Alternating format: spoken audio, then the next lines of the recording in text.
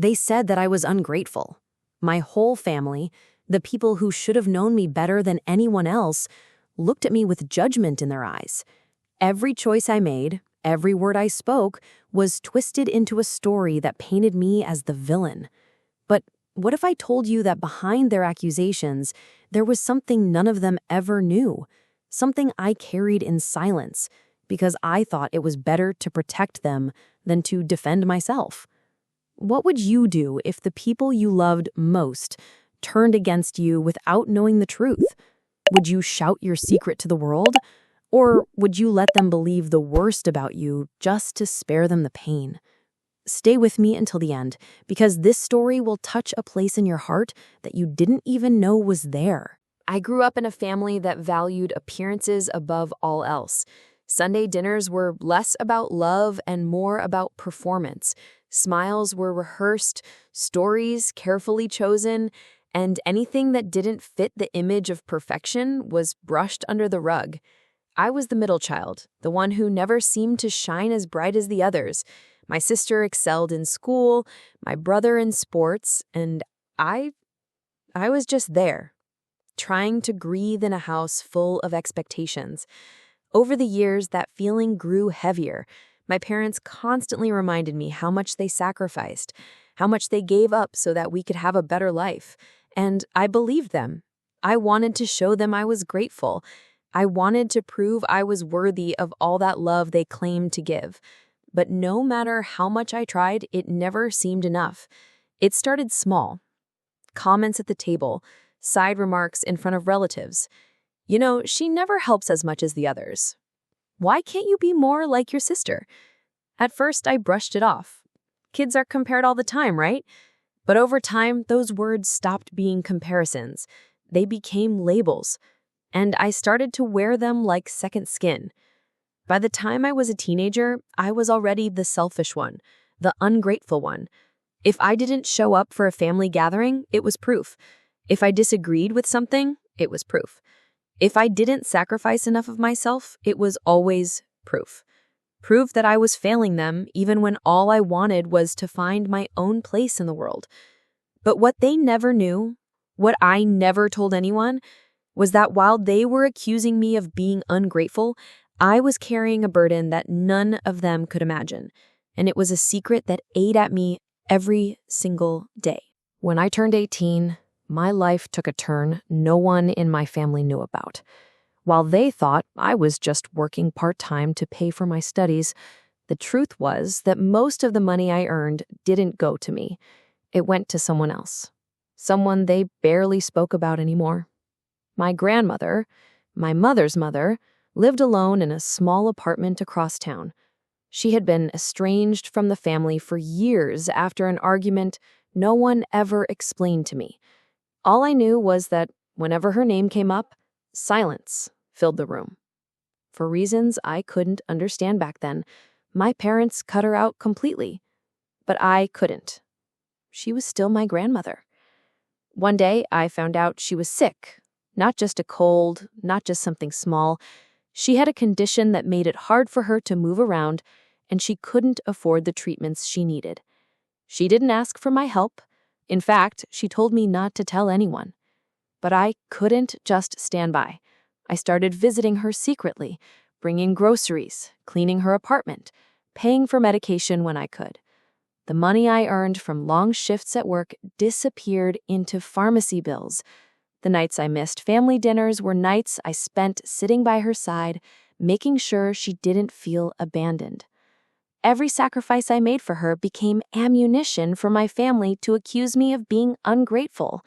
They thought I was avoiding them, rejecting them, disrespecting everything they had done for me.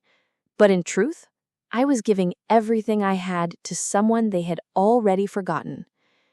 And each time they looked at me with disappointment, each time they whispered behind my back, I bit my tongue. Because keeping the secret felt less painful than forcing them to face what they had done, abandoning their own mother. The accusations only grew louder. Holidays turned into confrontations. My mother once said to my face, "I don't know why you're like this. We gave you everything, and you can't even be grateful? Those words stung, but I swallowed the pain. I knew if I said the truth, it wouldn't heal anything. It would only reopen wounds they were determined to keep closed. Meanwhile, my grandmother's health kept declining. I was barely sleeping, balancing work, studies, and taking care of her. But I never regretted it. The nights I held her hand, listening to her stories, hearing the regrets in her voice were worth every sacrifice. She had been cast aside, forgotten, yet she was full of love, wisdom, and warmth. And if I had to carry her alone, then so be it. Still, the loneliness was unbearable. Imagine being called selfish while you're secretly giving everything you have to someone else. Imagine being labeled ungrateful when your whole life revolves around gratitude to the very person your family chose to erase. That contradiction tore at me, but I stayed silent. Sometimes I wondered if I should tell them. Should I make them see the truth? Should I throw the secret in their faces and let them choke on their guilt? But then I looked at my grandmother, fragile and tired, and I knew she didn't want reconciliation. She didn't want old wars reopened. She just wanted peace in her last years.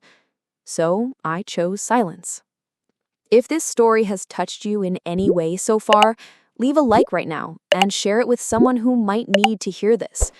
Because sometimes the people we judge the most are the ones carrying the heaviest burdens. The day she passed away was the day my secret almost broke me. I was holding her hand, whispering that she wasn't alone, when she took her last breath. I felt a piece of me die with her. And still, I didn't tell my family. I went home, and when they asked where I had been, I said nothing. They looked at me with the same disapproval, the same disappointment, and I let them. Weeks later, I received a small box she had left for me. Inside was a letter. In shaky handwriting, she thanked me for being there when no one else was. She said I gave her dignity in her last years. She said I was her greatest blessing. I read those words over and over, and for the first time in years, I cried. Not from guilt, not from shame, but from the weight finally lifting off my shoulders. When I finally told my family the truth, their faces turned pale. My mother cried. My father went silent. My siblings didn't know where to look. They realized in that instant that every time they accused me, I was quietly saving the woman they chose to abandon. But by then, it was too late for them to make amends. I wasn't bitter. I didn't throw the letter in their faces. I didn't scream. I didn't accuse. I just let them sit with the truth. Because some lessons don't need to be shouted. They just need to be felt in the silence that follows. And from that moment on, I stopped carrying their judgments. I knew who I was. I knew what I had done. And no amount of misunderstanding could erase the love I had given in secret. Sometimes, the greatest sacrifices are the ones no one ever sees. The quiet battles, the secret acts of love, the silent choices that cost us everything, but give someone else a reason to keep living. Being misunderstood is painful, but being true to your heart is worth far more than being praised for something empty. This story is not about bitterness. It's about love that chose silence over pride, compassion over recognition. It's about understanding that people will often judge what they don't see. And it's about realizing that you don't always need the world to understand you. Because sometimes the only soul that matters already knows. If you felt something stir inside you as you listened, if a part of you recognized the weight of carrying a secret act of love, then don't let this moment end here. Join me on this journey. Like, comment, and subscribe, not just to follow a channel, but to be part of a community of people who understand that the deepest truths often live in silence. Let's keep uncovering them together.